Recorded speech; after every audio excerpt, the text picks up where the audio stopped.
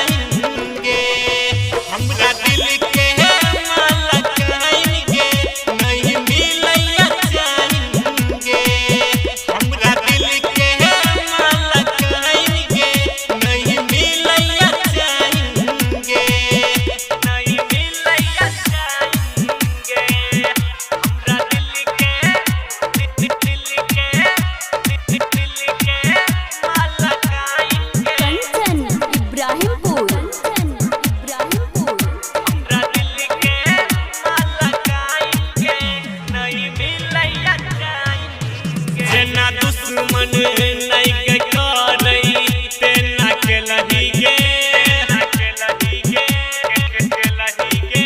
अपन बन के अपने हाथे खंजर चले लही गे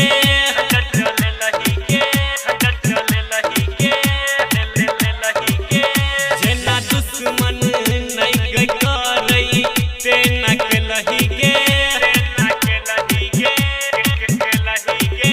अपन बन के अपने हाथे खंजर चले लही गे